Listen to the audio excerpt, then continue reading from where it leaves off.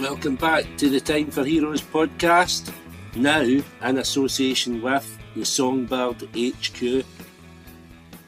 Go to the songbirdhq.com for all your musical needs, latest news, reviews and interviews for some of the best signed and unsigned bands. The Songbird HQ also deliver PR services for new talent coming through. Ooh. Right, on my podcast today, I have Jack Jones of Trampolene. He's a frontman in Trampolene. He's also the guitarist in Puta Madres with Peter Doherty. So we're going to go through all your career, and then at the end you're going to pick some heroes.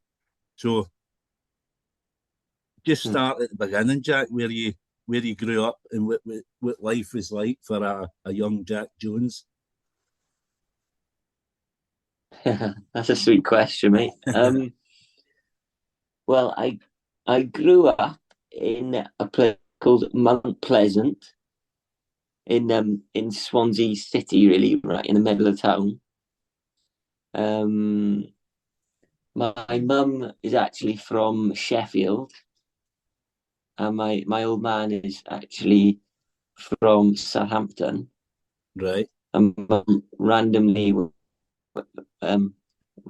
through some sort of mad coincidence that my mum went for a job interview in Swansea, and the person interviewing was my dad because he was running a hospital, I think, in Swansea. And she got the job, but she also got me. Nice little bonus. And I'm not really sure what happened with my parents at that part of my life, but it just so came to pass that it was mainly just me and my mum, and my mum ended up not going back to the north of England to have me. She stayed in Swansea. I think there was I'm not exactly sure why she wasn't allowed back home, really. It's kind of another unknown part of the family, but so she was bringing me up in Swansea on her own without any friends or anything like that. And but I can remember, it was although it was quite I imagine looking back now, it was quite lonely and sad in lots of ways for her. I always felt pretty loved and like we were a good team, and then she worked in the local pub, the Brunswick, and I used to hide underneath under the bar, and she used to like nick crisps off the top shelf and chuck them down to me, and these funny memories of growing up in Swansea. And then my old man came to visit me, I think when I was like 3 or something. That's when my sister came around, and then after my sister was born, we spent a bit of time as a family, I think, for the first time. But I got quite badly ill. I had like a bone tumor in my leg. I think There was a bit of a strain on the family, and no one was really sure what was going to happen to me. And then but I managed to survive it. But I think my parents didn't really get through it very well. And after they split up that time, my mum took me to live in Australia. All right. So so her brother, my uncle is Australian, and no, he's not Australian. He's a doctor actually, who decided to go and live in Australia. And so when I think that relationship broke down for the second time with my mum, I think that she decided to up sticks, if you will, and she's just lived with him. We were just living with him. I wasn't going to school or anything. I was just like, looking at all the mad animals, like these mad like frogs the size of rabbits, and crocodiles and all this mad stuff. And then as we carry on through my childhood, this very kind of highlighted version. I'm sure I'm missing out loads and loads of wrong stuff, but And then eventually my mum wanted to come back to Swansea for some reason. And then I sort of came back when I was maybe 9 or something like that, 10, and started going to school. And went to an English speaking Welsh school in pretty much about stone's throw from our house. And yeah, and I had pretty bad time in school. I was pretty much of a nightmare child as for any teacher. But a Got troublemaker. expelled a few times. Good on you. And I think if it wasn't for me getting expelled, I wouldn't have met Wayne, who ended up being the bass player Trampoline. But the last time I got expelled, I was jumping on my art teacher's car. She kicked me out of class for not drawing, for refusing to draw Van Gogh's sunflowers. And when she kicked me out, I went round the front in her car. She used to keep her car outside the classroom. So I was just took all my clothes off and started jumping on her car from outside so she can see, and was screaming, try and make me draw those fucking sunflowers now, you son of a bitch, or something I was saying. Was there any diagnosis of like anything like ADHD or anything like that then? I've never had a test or anything like that. I was probably not so much around when I was in school. But a lot of people have said things like that to me now. Like if I was in school now, or 5 or 10 years ago, Yeah.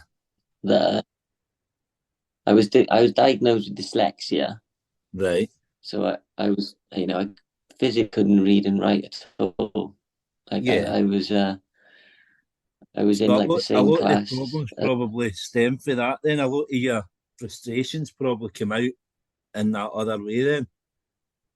Because that's kind of the same. My little boy, he was diagnosed with autism, and like all the way through primary school, he was just in bother and on behaviour sheets and stuff like that until he was diagnosed, and there was more understanding then. Yeah, that's so true. What I didn't my cousin's got autism as well. He's quite extreme with it. He's non-verbal, and it's but like so I know a little bit of that life, and that could be so tough, man. So tough. Yeah, I mean, sometimes I wish mine was non-verbal, but I could see some of the cheek he gives me. Good lad. so, so obviously, then you met Wayne, didn't you, while you was playing football? Is that correct? Yeah. So what happened was I was expelled from school, and I did have correspondence with my dad as I was growing up.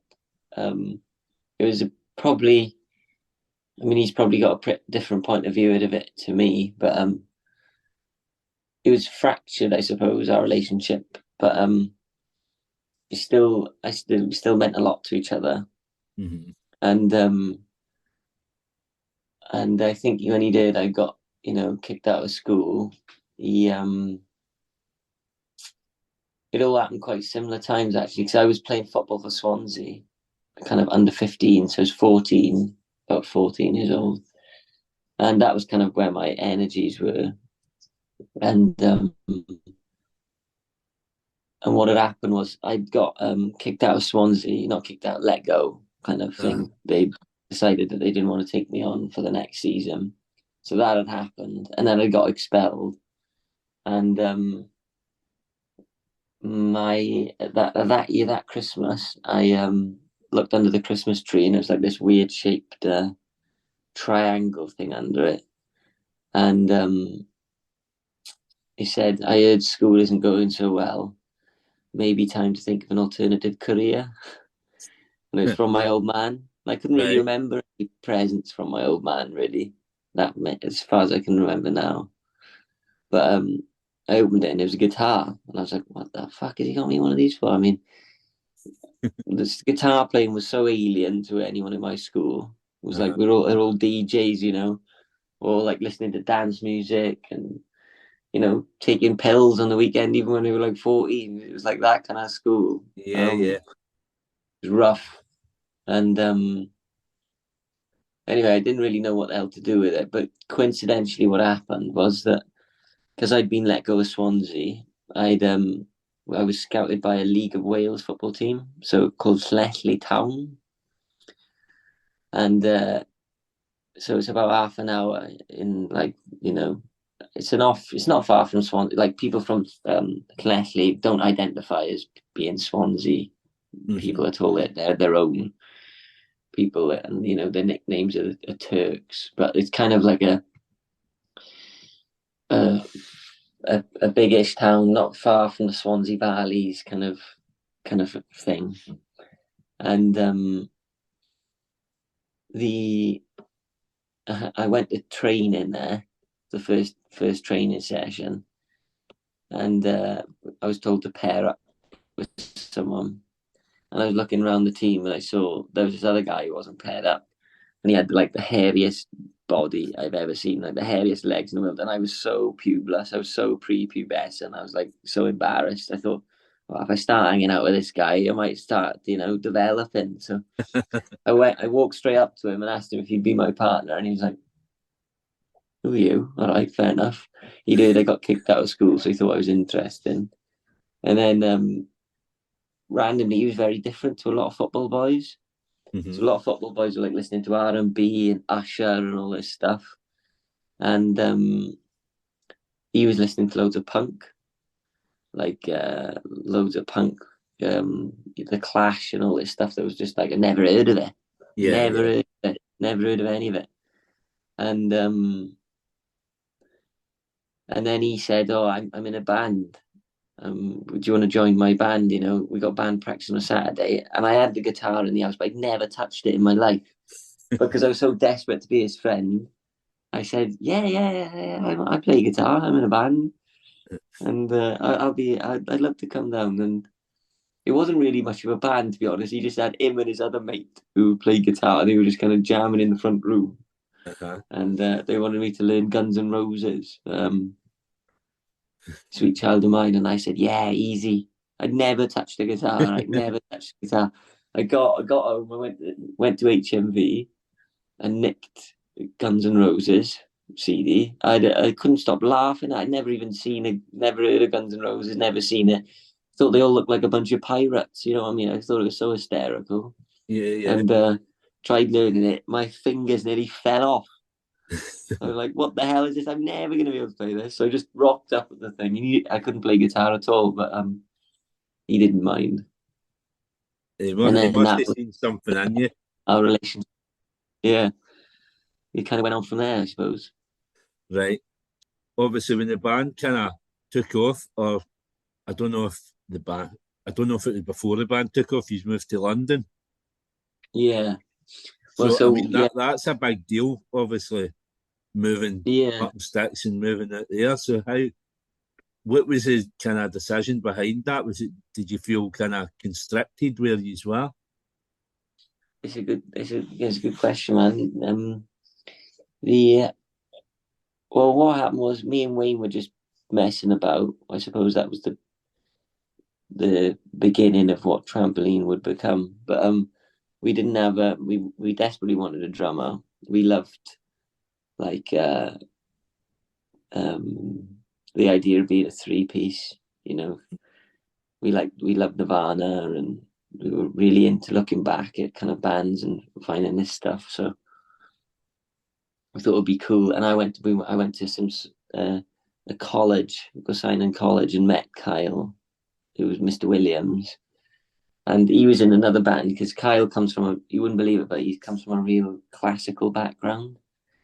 He plays like violin, piano, and drums is the last thing he learned how to play. And I still don't know why, because he was in a band with lots of people he'd known for a long time and seemed quite comfortable. But after college, I said, before college even ended, I said, "Look, man, I'm going to be in a band. I'm going to make it my life. You can't be in all these other bands. There's just too much stuff going on for you. You need to focus on one thing, and I'm going to London and I'm going to make it. And I was off my head, to be honest. So driven and so single-minded. Uh-huh. And he said, I was really surprised, but he decided to come with me. And Right. And at the time in Swansea, there was quite a lot of like emo music, Uh-huh. and it wasn't at all like the music that I wanted to play. So it was really hard for us to get a gig. And believe it or not, we were like into more British sounding rock and roll, like the Libertines and Oasis, and like not we weren't really into rapping either. Like a lot of our mates were. It was more like lots of, I suppose, in school the biggest star was Eminem when I was growing up, and we were into kind of just different things to what the kind of music scene was at the time, and I felt like not just that, not just the fact that it wasn't there was none of the music that we wanted to play. There was no kind of like avenue for us to kind of be who we were, or and no one liked us. We were obviously pretty shit at the beginning as well, which didn't help. But the what am I trying to say? There was it was clear to me, even at that age, there was no industry or there was no footprint for me to follow. Like I couldn't find any way. I didn't know anyone who made it in a band from Swansea. Like literally, I couldn't. The last person I knew who had any sort of music in the charts, it was from Swansea. It was a band called Badfinger, who were around in the 60s. Right. Yeah, I know. And before that, the only other person I knew from Swansea who made a name for himself was Dylan Thomas. So it was like, and these were like, 60 years ago, 70 years ago. So I just felt like if we wanted to make it, or try and being a musician and being in a band our job, which is all I wanted, we needed to find more kind of people who had that as their life. Yeah. And so the plan was, we moved to London, so we were probably about 18, I think, when all our friends were going to university. So we went to London and we kind of got this flat. We stayed, with my auntie and uncle just lived in a loft, the three of us in the same bed. And then we got this basement flat, and then which was full of damp. It was awful, to be honest. But we turned the living room into a practice room, and we had this idea that it would be like Andy Warhol's factory. We didn't allow internet in the flat, which is just we did so many stupid things, man. It was just like ridiculously stupid, and we just made it our lives. But I said to the boys that we got there. I think it was September we moved in. I said, "Oh, we'll be signed by Christmas." Fucking hell! By Christmas, we barely just got jobs to be able to afford the rent. It was like like 10 years later before we got signed, really, or at least 8. And then what happened was missed the boat then, hadn't you? Because like when the Libertines were at the beginning, everybody was just getting record deals, and kind of probably by the time you got there, that was the tail end of it. Yeah, it probably would have been. So it would have been about 2011, I think that would have been. Yeah. So it was difficult, and we I mean, it was difficult too because no one knew at the time social media would become such a big thing. I think it was kind of before that. Because like if we had documented our journey, say, for like when we were living in that flat, it would have been the best content in the world. We were fucking mental. Yeah, amazing. Three mentalists. And what happened was everyone from Swansea heard about our flat, see, and people just wanted to get out like we did. So it was people would turn up. Like, so not before long, there was like 10 people living in a 3-bed The flat. Welsh embassy. Yeah, it was like the Welsh refugee camp. Where my mate Moley turned up with a Tesco carrier bag and two bags of MDMA. And he was like, right. And I got he had his favourite Joy Division Parker jacket on. He was like, right, where's my room? I was like, mate, you're not coming in yet. He didn't leave for about 4 years. In fact, he met his missus actually not far from her. And they're married now. Right. That's class, man. Yeah. So, yeah. Sorry, so mate, I'm going off on my... obviously moving to London then and being, as you said, you were a fan of the Libertines. How long was it before you bumped into Peter? Because I believe you met him. I believe you met him when we were doing poetry or something. Is that right? Yeah, do you know what? I think what we did is we bought a ticket. By moving to London, we bought a ticket to the ride. Do you know what I mean? And it was like Yeah. we got to grow up because I don't think it's hard to grow up unless you leave home. And I think that's the biggest part. But then when you buy a ticket, as I said, things can happen. You never know what's going to happen, and randomly things happened. So random, man. You couldn't plan the shit that's happened at all. It's just so random. The first actually time I met Carl first, Carl Barat, which is the randomest story in the world. Uh-huh. That Libertines were together, and we were driving our van around North London, and like it broke down our van. Uh-huh. We were trying to change a tire on the side of the road in Muswell Hill. We didn't have a fucking clue what we were doing. And some guy tapped me on the shoulder and asked me if I needed a hand, and it was Carl Barat. Was he a bit of a mechanic? No, he didn't have a clue what he's doing either. Yeah. He just thought we looked like an interesting bunch of nutters, I think. But like randomly, that had nothing to do with me meeting Peter as well. So I think Carl was trying to get his own. He was at an interesting point in his career, probably. Like he'd just done his solo albums, and I don't know if much was really going on. Mm-hmm. And as time, what happened with us, I started roadieing for a band. I'm trying to say this in the most convoluted and least convoluted way. I started roadieing for a band an Irish band called the Stripes. Right. Yeah, young boys, weren't they? Yeah, exactly. And they were like getting really massive. And I was fixing their guitars and driving them around. It was just bizarre. And they'd hired a guy called Roger Sargent to take their photos. Yeah, and famous guy in the Libertines story. Exactly, yeah. So famous photographer like Oasis, Libertines, you name it, Amy Winehouse.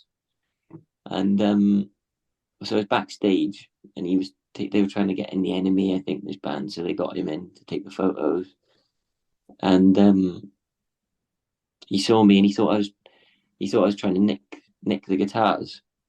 So obviously, I looked like a fucking scally from the back streets of Swansea, don't I? And he was like, "What are you doing?" I was like, "I'm fixing the guitar so these Irish bastards can play them properly."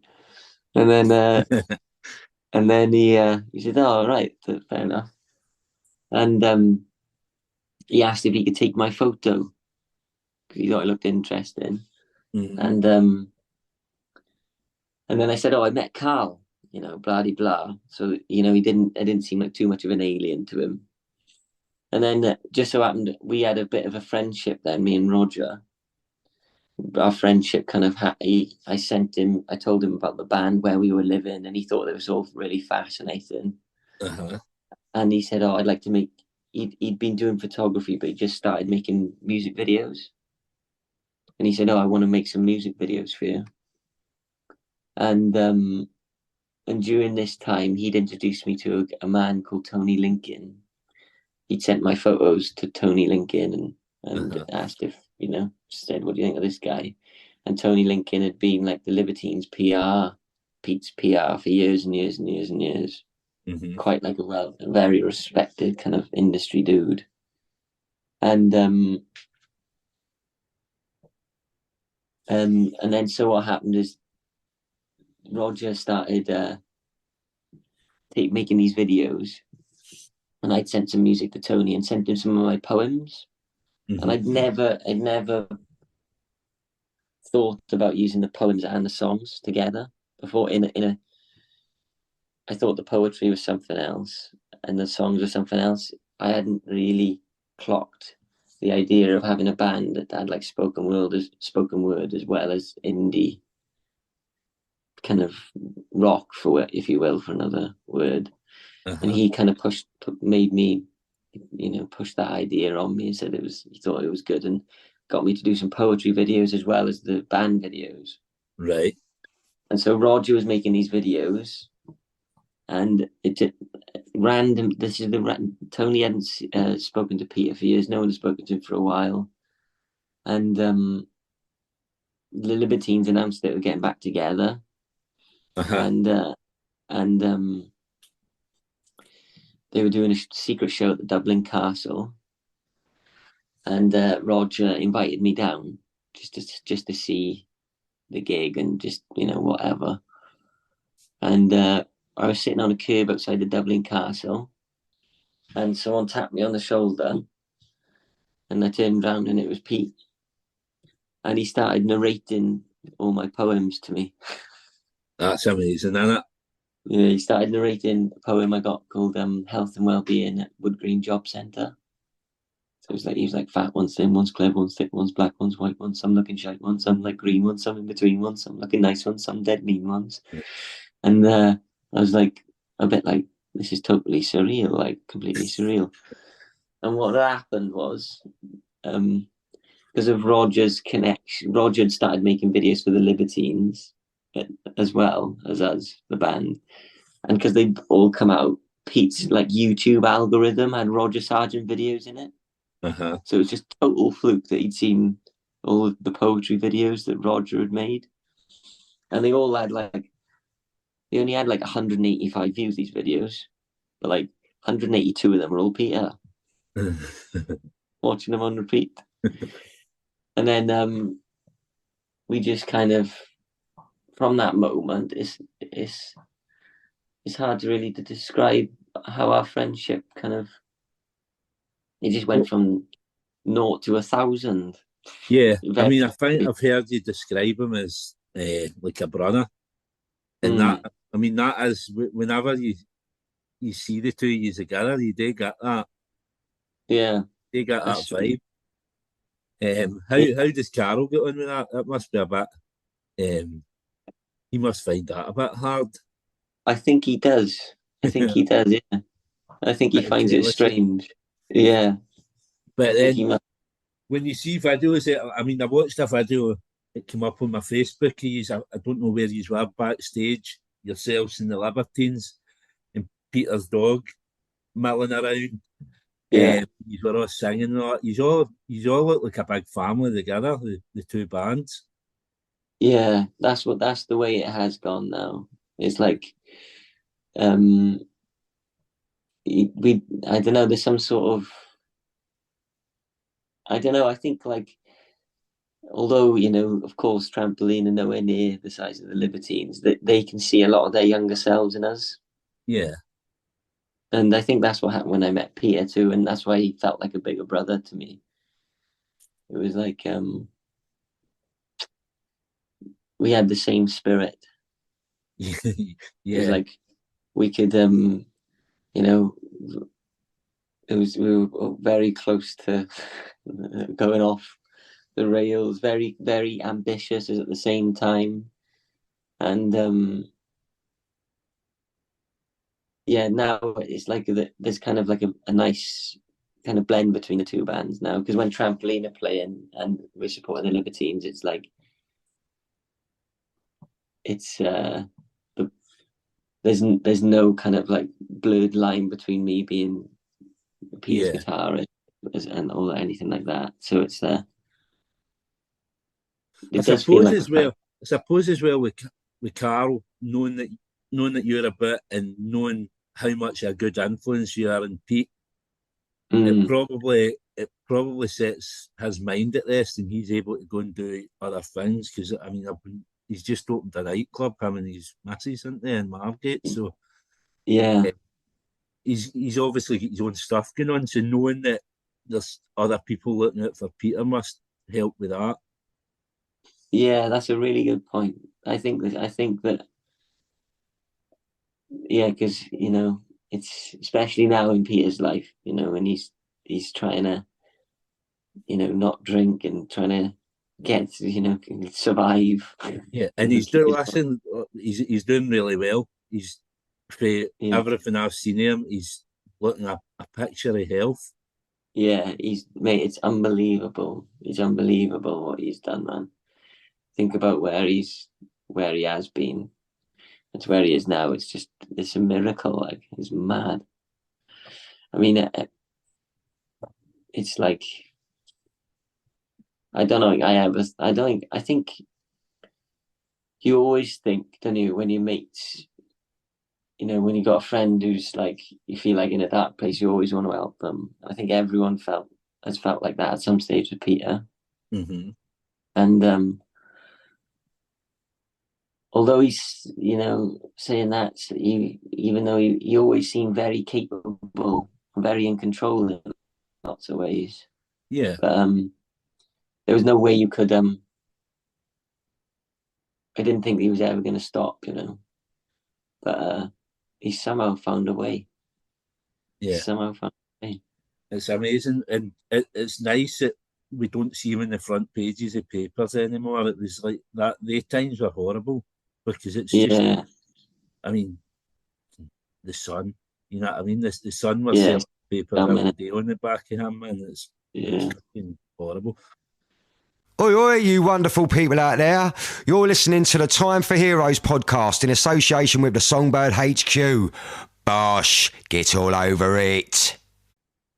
We spoke about Peter and the relationship with the Libertines and stuff like that. Let's talk a bit about Trampoline though. Obviously, you've had 3 albums plus a live album plus a kind of compilation type album with all your pocket albums. So, Yeah. I mean, basically in 6 years or something, really, from 2017 up until now, you've released quite a bit of music and poetry, obviously. So, how do you feel the music has evolved for 2017 up until now? Wow. Well, when we first began, we didn't even have a computer. You know what I mean? We were like so retro, like we were like, oh, not retro. We were so against technology. So like we were literally a band with a guitar, drums, and bass. That was it. You know what I mean? So we played every day like that all the time. Like the Swansea to Hornsey and the compilation album that you mentioned, the Pick a Pocket or Two album, it's kind of like almost like secretly become the second album without even meaning Yeah, to. But we'd recorded all those songs at the same time, so it was like we literally had no studio time. We had no like producer, just me and a guy called Josh Green, who'd only just started really, and he was working at Conk Studios. So we, yeah, we literally had right. So what we had was we had my mate working in Conk, and if there was a band who didn't turn up, like Franz Ferdinand or something, it from in to go, he'd ring us up and say, "Oh, they haven't turned up today. There's some downtime in the studio." So we'd have to go there, set up all our equipment, play and record, and get everything done. We had to be so good because we had no time.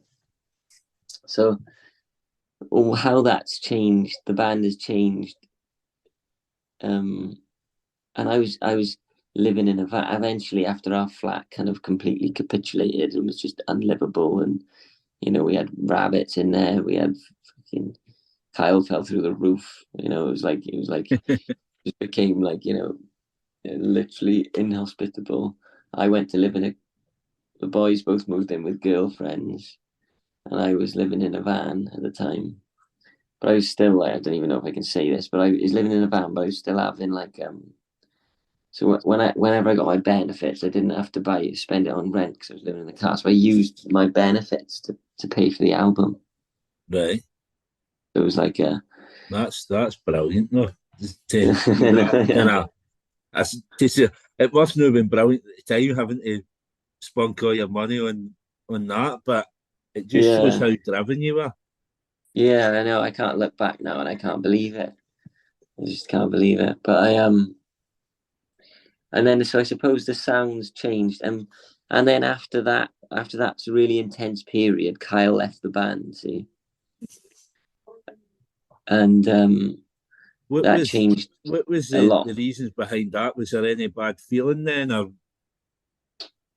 Now I look back at it, and I can't even figure out why it happened. Because obviously looking at the band now, it feels right with the Freeze. Yeah, couldn't completely. Be any other way. Yeah, that's just exactly how it feels. I mean, I don't know what happened. I don't know. I mean, I think that it was a difficult time. Basically, the communication between him and Wayne had completely broken down. Wayne wanted to do things a different way, basically, to how Kyle wanted to do things. And he was married. Kyle got married quite early, young. And I'm not saying at all that that's what separated him and Wayne, but for some reason it just seemed like there wasn't a way that they could really work together anymore. And so I think Kyle made it easier for me by just saying he was going to leave. Right. So and it was bizarre because we'd been together. When would this have been? So we would have probably been together at least 10 years by now. Right. By the time that first album came out, since we were 14, so it was like I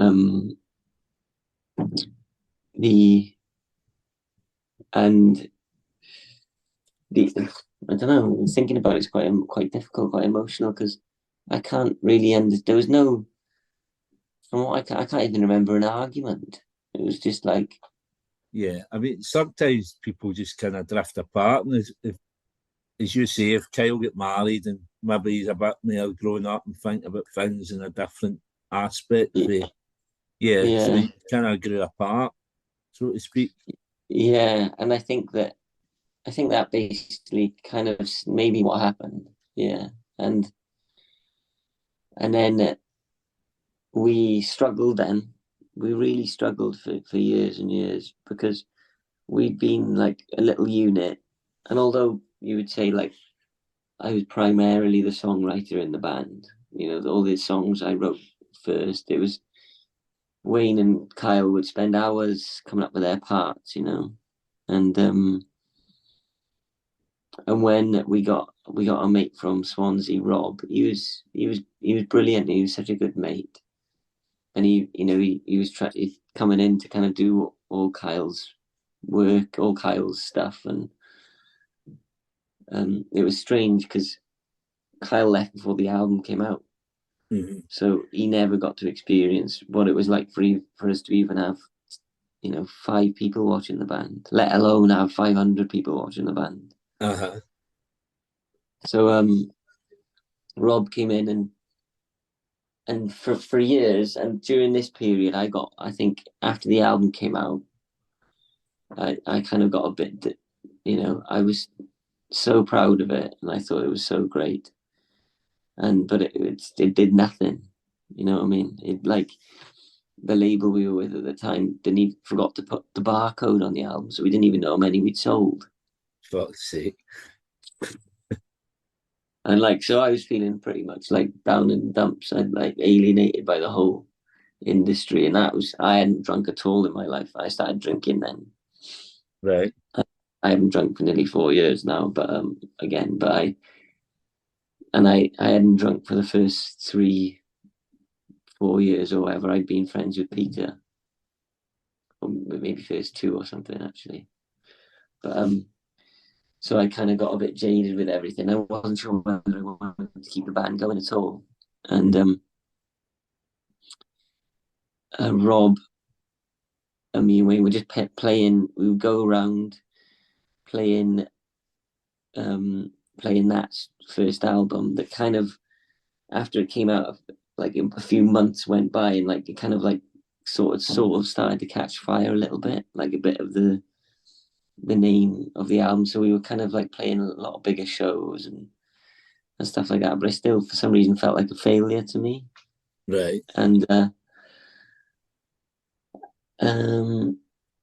then, so after a few years of realizing we could carry on doing what we were doing for ages, or we could try and write some new music. That was when things got a bit more difficult with Rob, because we hadn't, written any new music together, and it didn't seem like the songs are really connecting.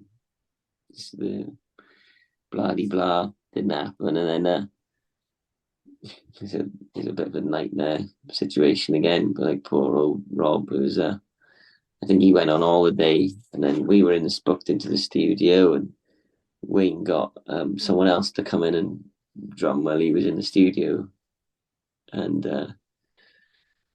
then Wayne kind of fell in love with him, and this is a guy called Jay who'd been drumming for Carl. Yeah, the Jackals. Yeah, and he was brilliant, and we really, at the beginning, we had like this fiery burst of energy, and that was where we did the Love No Less and the Queen album, really. But during this time, I'd always been writing songs, and I'd met a producer called Mike Moore, who was actually Liam Gallagher's guitarist, believe it or not. Right.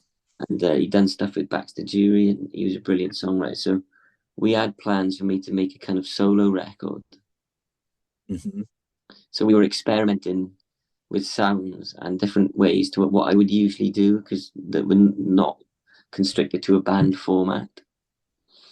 But then when we came back to make the band, decided to keep the band going, we used some of these songs and we kind of put the band in them.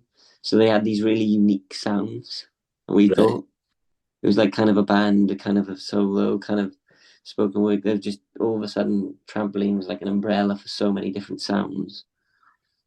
And then what happened? And then after that, COVID happened, so we couldn't really tour the album we just made, and things with Jay kind of I don't know. We're still close now with Jay, and I think that it never felt like his band really. He'd come in, and it was very clear that he wanted something that we could call his own. And so he'd started a new band, and it felt like that was where he wanted to put his energy, and that was totally fair enough.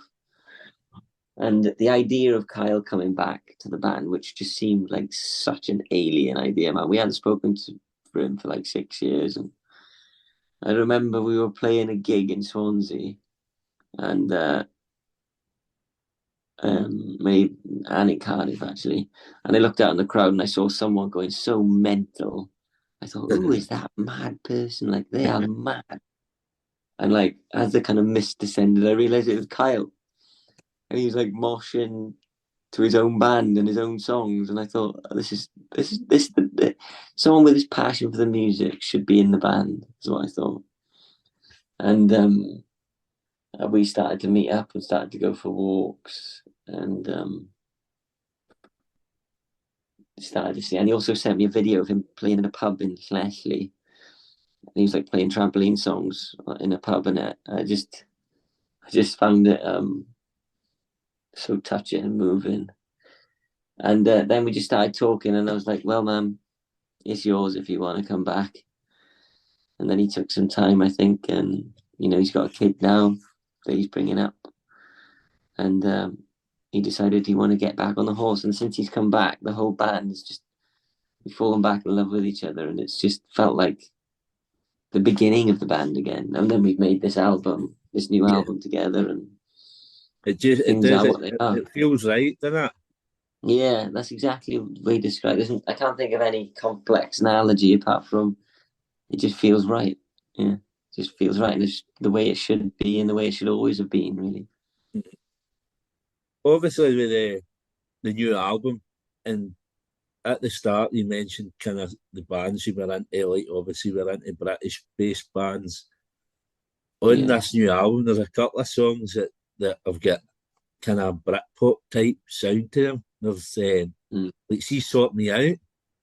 Every time I put that on, no matter, even though I know I'm putting Trampoline on, at the start it sounds like Ash, Burn Baby Burn. It does, it tricks me every time. And then there's another song. I think the song after that has got a bit kind of Blue Tonesy vibe as well. Yeah, someone else mentioned the Blue Tones the other day. I love the Blue Tones. Yeah, so obviously, did that come into it, like the kind of Britpop kind of sound? Was there any meaning to that? Yeah. Did you mean to kind of go that sort of sound? I don't know. I mean, I don't know if we meant to. I mean, I love Ash. I love Blue Tones. I mean, I don't know the Blue Tones extensively. I just know, you don't have to have that solution. You don't have yeah. All this so I'm coming home. That's it, isn't it? But like Ash, like the term it is. Yeah, that's the one. Yeah.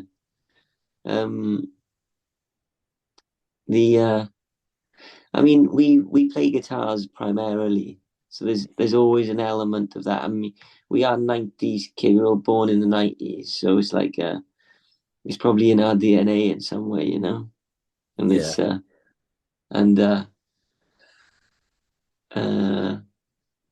so it wasn't a conscious decision, but it's just part of our DNA, I think. And we loved Ash too. We some of those songs like are brilliant, like "Shining Light," and like you said, some of the harder ones. With "Girl from Mars," it's one of the best like pop rock song things ever. I think I love him. I like his Instagram too. Actually, he's cool. He seems like a cool guy. Yeah, I mean, I was listening to a podcast. I didn't realise one of them. I think it's is it the bass player? I think he stays here. He stays up in Scotland now. Oh, really? Yeah. So I'm trying to reach out and get him on the podcast at some point. That'd be great. Yeah. Alan McGee must know him. He knows everyone, doesn't he? Yeah, but I mean, I've got all these contacts to Alan McGee, and I still can't get a hold of him. Oh yeah, he's a lone wolf, isn't he? Yeah. Once I get off the podcast, I've got a story to tell you about Jack Jones. Anyway, see, trying to find you, it was one of the hardest things to try and get a hold of you. I'll tell you that. I love it, mate. I love it. So before we touch on your heroes, obviously, just last year you headlined the Swansea Arena, the opening that. So how did that feel, like playing like a massive gig like that in your hometown?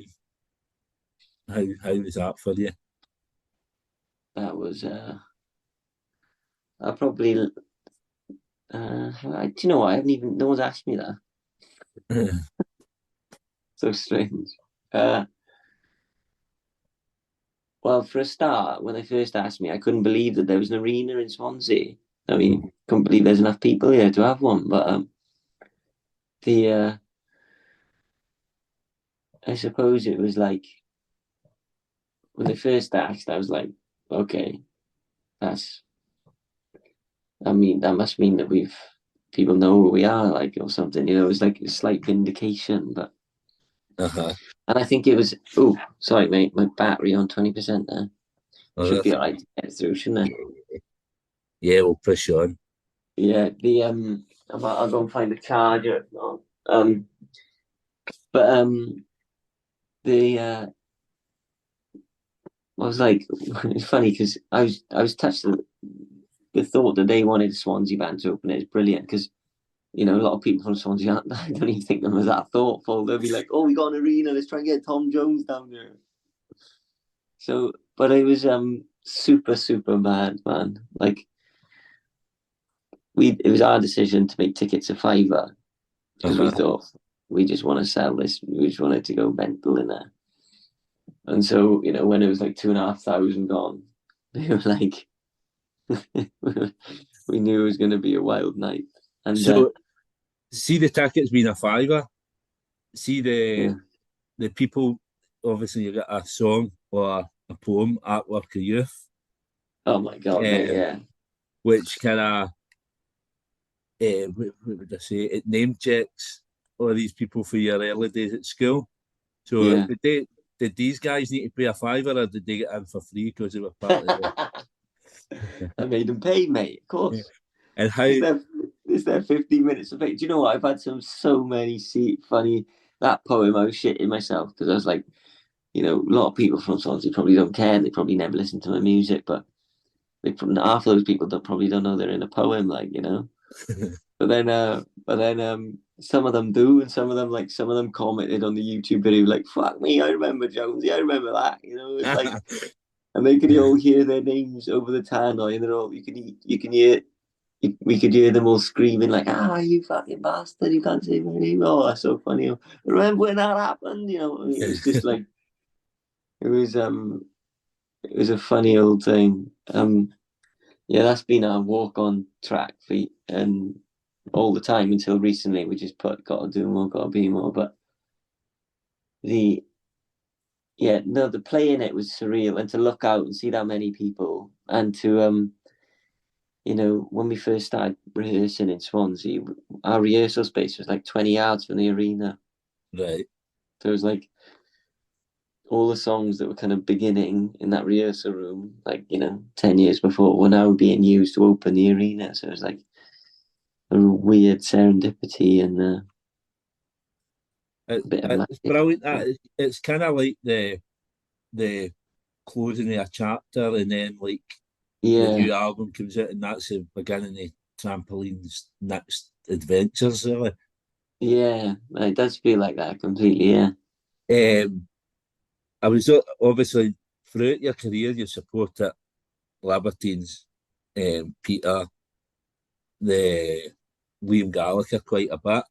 But one that I've seen there was Jamie Webster. You supported Jamie Webster in 2022. Yeah. The reason I asked that, the last guy I had on the podcast was Jack for the Raz, who supported you in Glasgow. And he mentioned that they supported Jamie Webster as well. And he said that was probably one of his hardest gigs. No anything to do with Jamie Webster, but he says the crowd just all the way through it, just chanting "fuck the Tories" constantly. So how was that for you? Was the crowd the same with that? Well, he got us on in Cardiff, so we were a bit luckier because the crowd knew us a bit, and so they were shouting, "You Jack bastard," like they always do. And then what I did though, before we went on, I knew about the "fuck the Tories" thing, and I'd seen Jamie a little bit, and I had this idea about writing a poem called "Fuck the Tories." Right. So before we went on, I went out on my own and read this poem, and it was like, it's hard for me to remember it now. Like, champagne for them, nothing for you. It's always just the same old story. So let's do it together. Let's. And everyone started going, "Fuck the Tories." And then I do another verse and I go, "Let's do it together." So everyone was going fucking mental. All right. By the time I'd said this, someone built it up. And then we came on, we played really hard set. And there's loads of banter with Swansea just beating Cardiff as well for the third time. So I was just going like three in a row. And the banter was off the fucking chart there, it was like beer flying around. And I couldn't believe it.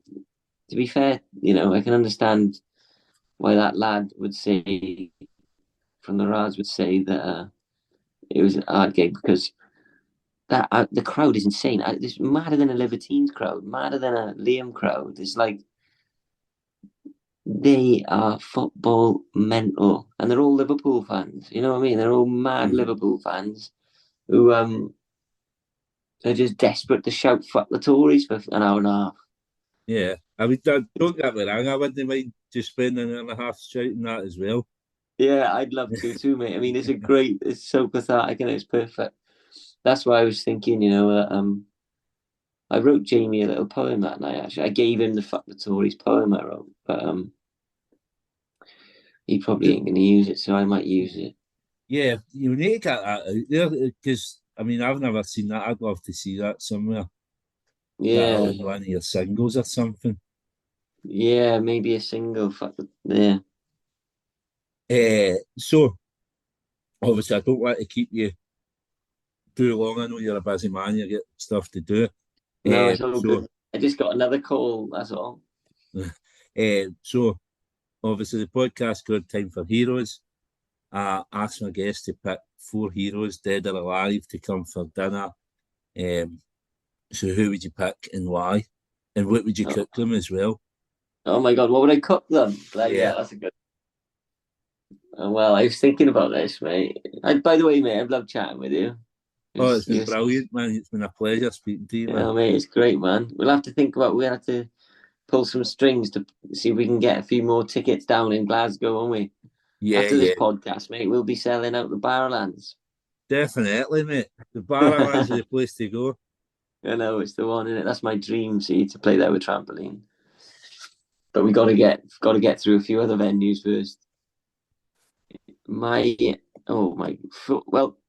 I don't know if this is a bit of a cliche one, but I definitely put John Lennon in there because I think that he's got one of the greatest, well, just the greatest voice. I think that early '60s John Lennon voice, Yeah, it's just the greatest voice that ever happened, and the greatest songwriter too. And I just think that he was just, I don't know, and his life is so conflicting and so fucking tragic, and just Jesus fucking hell, it must be. Imagine having him at the dinner table. It'd be like, oh, the God, wouldn't it? yeah, exactly. God, he does feel like God, like Jesus or something, doesn't he? Plus, I've seen pictures of him wearing a Celtic top, so that does it for me as well. Yeah, yeah, exactly. Sorted. So I'm trying to think of some more other, interesting ones. So I'd probably pick another guy called John, but John Frusciante. I don't know if you know him. He's the guitarist from the Red Hot Chili Peppers. Yeah. So I was obsessed with John Frusciante to kind of astronomical levels. I wasn't even obsessed with the Chili Peppers. I was obsessed with him alone because he's got this mad amount of solo work, and I reckon I must have been the only person in Swansea who was buying everything. He did like 6 albums in 6 months and he did all these mad solo things, and I loved it all. And anytime he had an album out, I had to order it to Swansea. I thought I must be the only. He must look at his orders and see who the fuck is ordering my record in that Swan. You know what I mean? So I pick him as well. And there's 2 Johns, and then if I was going to go another, I mean, the other 2 obvious ones would be Bowie and Marley or Kurt Cobain, I was thinking. But I mean, I'll probably have to pick Bowie. Right. Because it's quite a popular pick as well. Yeah, I bet you he's just so fascinating. I mean, if he's picked a lot, maybe I won't pick him. But there's so much aspects to him though as well. He's one of the guys that was able to change himself whenever he liked, to be able to go different directions. Yeah, it's just bewildering, isn't it? What he Yeah. did. But then again, so maybe, I mean, imagine sitting there with Bob Marley though. Yeah. A good football fan as well. Yeah, maybe I'll pick Bob for sure. But if I'm going to try and pick someone who's alive, who I think, fuck, it'd be. I mean, I'd love to sit there with Jerry Cinnamon. That'd be great, wouldn't it? He must have he's like a god up there for you, isn't he? Although he's Yeah, Rangers. yeah. To some. Again, another one that's hard to pin down for an interview. Yeah, I bet, mate. I mean, he fucking doesn't. He has to do 3 gigs a year, and he's got his fucking house rent, everything covered for 10 years, isn't he? Yeah.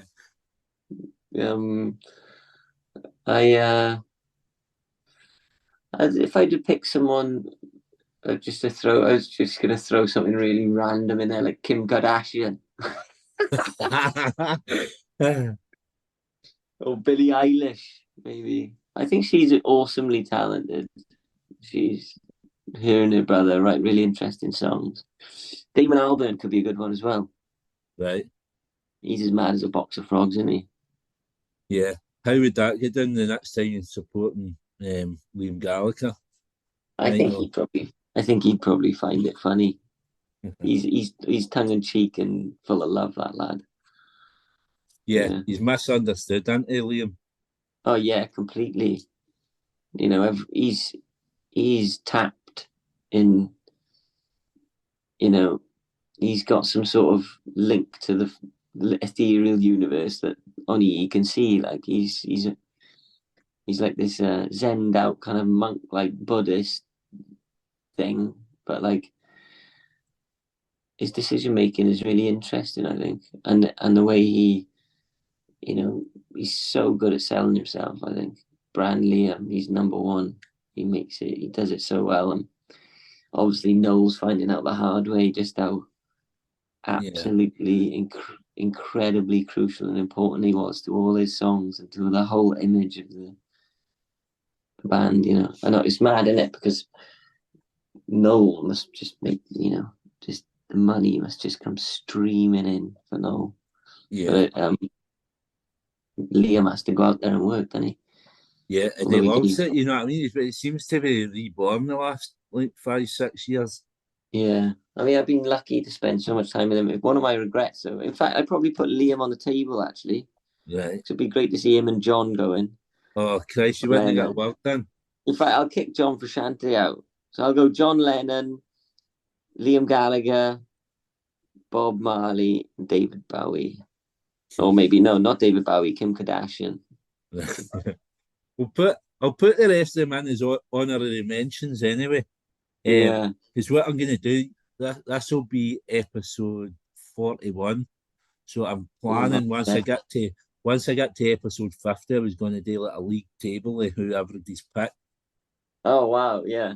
So I was speaking to somebody yesterday for like a Libertines blog, Edge of Arcady, and they're going to come on, and they were asking who's been most picked, and I said it's probably John Lennon. And for understandable. Yeah. And what would you cook them on? I would cook them a Welsh cowl. What's that? What's a Welsh cowl? So it's like a leek. It's like a lamb leek potato, like this really wholesome soup. Right. Kind of like a stew, really, like Welsh stew, but then they chuck blocks of cheese in it as well and have it with bread. Right. That sounds amazing. Kind of like what is it they do in New Orleans? They do something like that with the soup with the bread, don't they? So it's kind of like a Welsh version of that.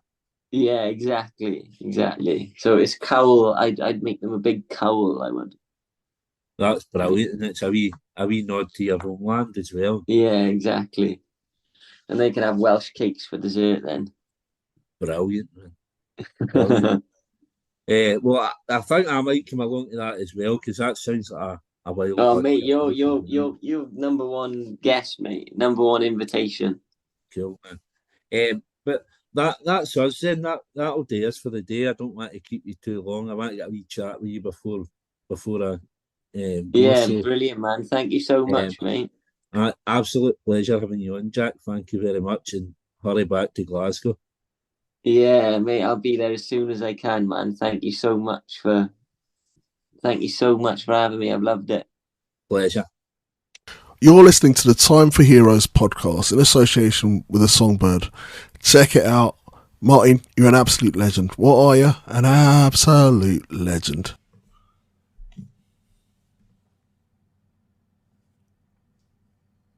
I hope you all enjoyed this episode of Time for Heroes podcast. If you would like to get in touch, the best way is on the Facebook page, Time for Heroes podcast, or on Instagram at Time for Heroes podcast, or Twitter at Time for Heroes P1, or drop me an email at timeforheroespod@gmail.com. You'll find Time for Heroes on all podcast platforms, including Spotify, Apple, Google and Amazon. Please leave a review where you can, share with others, and more importantly, enjoy.